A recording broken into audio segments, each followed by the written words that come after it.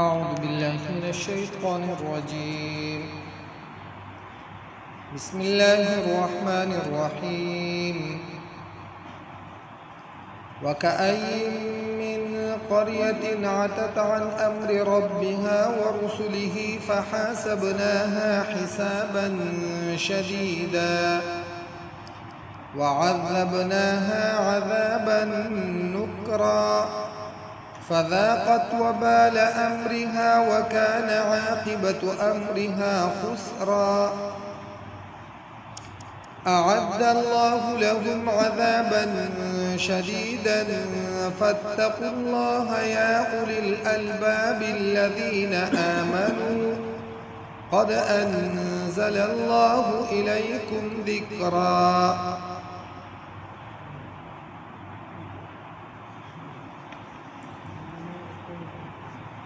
مخکې الله پاک د معاشرې د اصلاح بیان فرمایي.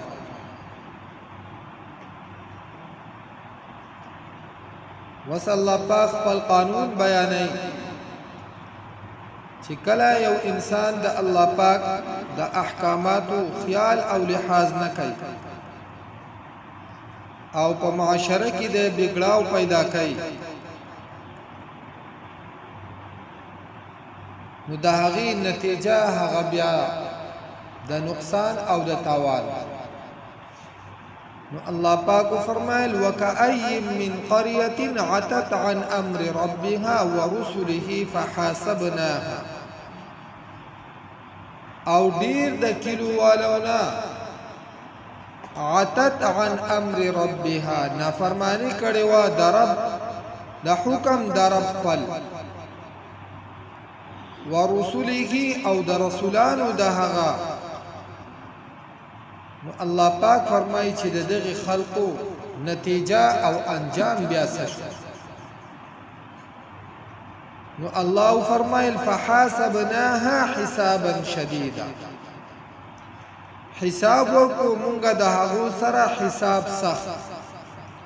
وعذبناها عذابا نكرا، او عذاب ورکو مونږه هغو ته عذاب ډیر بد. سوک الله پاک فرمایي مونږه غرق کړو او سوک یو په نورو طریقو باندې هلاک کړو چې هغو به په یو شیز کې خپله فایده کته او ګمان به د فائدې کو. الله پاک وای د هغې نه پې مونږه عذاب راولېږه.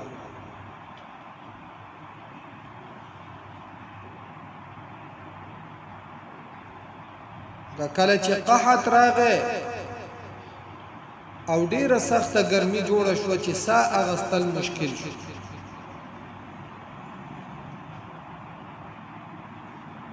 نو دو خپل سکسان هغه ولېږل چې دا لاړ شي بیت الله شریف ته او هلته دعا وغواړي. دغه ځای کې وریځ الله پاک راوسته، نو دو خوشحاله شو چې اوس په باران وشي او زموږ مشران تللی دي د هغو سوال دعا الله قبوله کړه. نو چې کله دا وریځې لاندې دو راجمع شو، الله پاک یې د هغې نه د اور عذاب راولېږو او ټول هلاک شو. څوک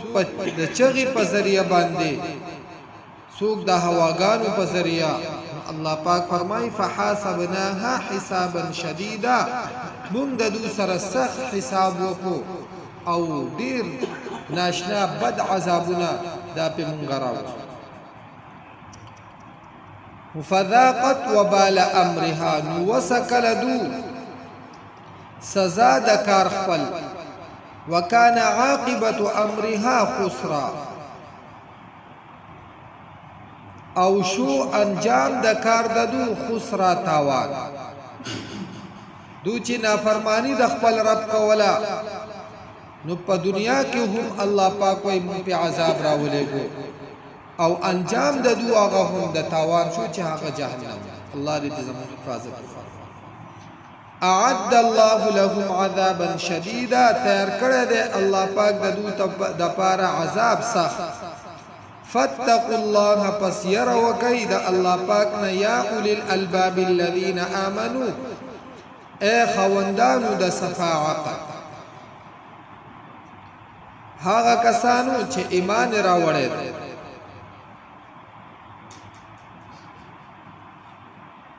مخکی الله پاک په سورې آل عمران کی دغه اوصاف او صفات بیان کړی دي چې صفا عقل والا خلق دا کم خلق ان فی خلق السماوات والارض واختلاف الليل والنهار لآيات لأولي الالباب دا هغه خلق ته الله پاک فرمای الذين يذكرون الله قياما وقعودا وعلى جنوبهم ويتفكرون في خلق السماوات والأرض ربنا ما خلقت هذا باطلا سبحانك فقنا عذاب النار دا هغه خلق ته چې دو الله پاک یادای قیاما د ولاړ په حالت وقعودا او د ناس په حالت کې وعلى جنوبهم او بخپلو ډډو باندې ويتفكرون في خلق السماوات والارض او دو سوچ او فکر کوي په پیدائش د اسمانونو او زمکه کې ربنا ما خلقت هذا باطلا او دو د دې خبري گواهی کوي چې ای زمون پروردگارا دا هر څه چې تا پیدا کړی دي نو دا باطل نه دی بیکار نه دی خدای دا خامخا د مقصد او د فائدې د پاره او بیا د دې سره سره چې د خدای پاک ذکر او اذکار په هر حالت کې کوي یعنی په ولاړه ناستا پډړه یعنی په هر حالت کې خو بیا هم د دې باوجود د الله پاک نه سوال کوي چې الله پاکا مونږ دا غور د عذاب نه وساتي نو الله پاک فرمایي چې اے دا صفا عقل خوندانو خدای نه یره کوي قد انزل الله الیکم ذکرا یقینا نازل کړه دې الله پاک تاسو د پاره ذکر نصیحت یعنی یاداش او دغه یاداشو د پاره الله پاک را لګل دې رسول یتلو علیکم چلولی پتا سو باندې آیات الله آیاتنا د الله پاک مبینات واضحه احکام والا ليخرج الذين امنوا د دې د پاره چې وباسي هغه کسان چې ایمان راوړل دي او نیک عملونه کړی دي من الظلمات الى النور د سنې وباسي د تیارونه وباسي او رڼا طرف ته بوزي دین اسلام دا سراسر رڼا د دین تعلیمات دا سراسر رڼا ایمان دا سراسر رڼا کفر شرک نافرمانی کول دا ټول تیاری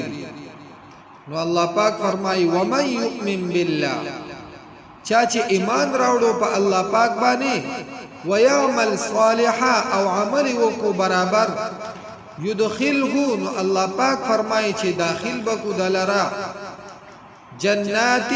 باغونو ته تجري من تحتها الانهار چې بيږي لاندې داغینه نهرونه خالدین فیها ابدا همیشه به پدې کې په همیشوالی قد احسن الله له رزقا یقینا الله پاک خیسته کړی دی دلره رزق یعنی په جنت کې ولا الله پاک هم خیسته رزق او نعمتونه هغه تیار کړی دي نو د ایمان او د نیک عمل په بدله کې الله پاک فرمایي چې ردو د پاره نعمتونه دي او د نافرمانی په صورت کې بیا الله پاک وایي چې ردو د پاره ما سخت عذابونه هغه تیار کړی الله الذي الله پاک هغه ذات ته خلق 7 سماوات چې پیدا کړی دي و اسمانونه ومن الارض او د زمکونه مثلهن پشان ده یعنی وزمکی یتنزل الامر بینهن راکوزیږي حکم د الله پاک په مین ددو کې لتعلموا د دې د پاره چې تاسو یقین وکئ ان الله على كل شيء قدير چې یقینا الله پاک په هر شی باندې قدرت لرونکی دی وان الله قد احاط بكل شيء علما او یقینا الله پاک قد احاط راګر کړه دی بكل شيء علما هر شی لره په خپل علم وكأي من قريه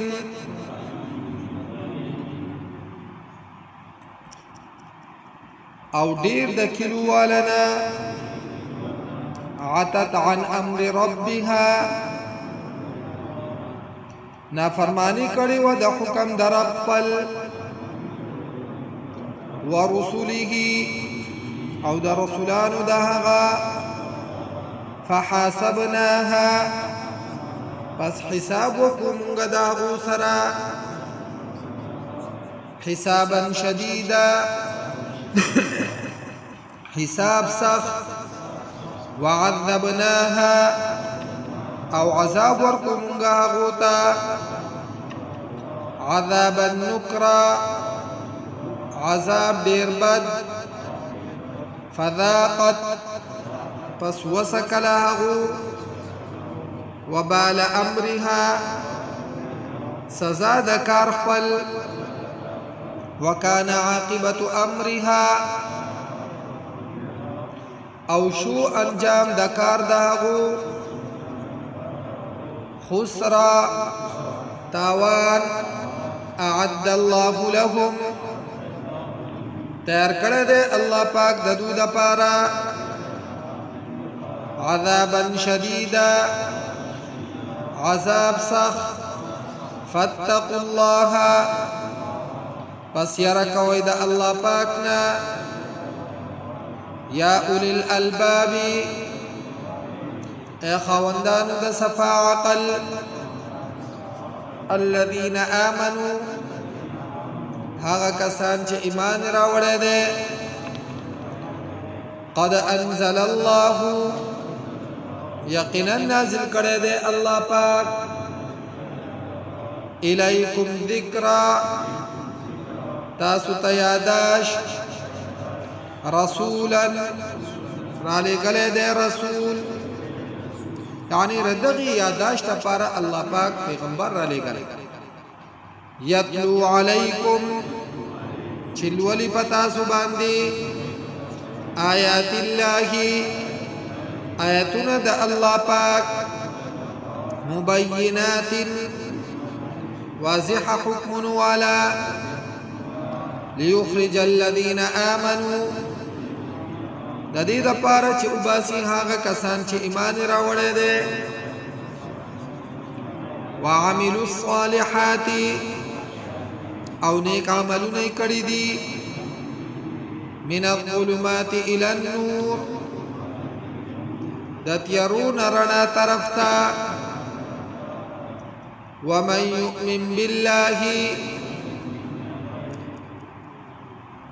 او چا چې ایمان راوړو په الله پاک باندې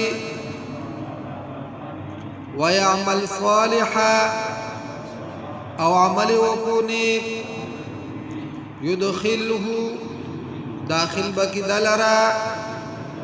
جنات باغونو تا تجری من تحتها الانهار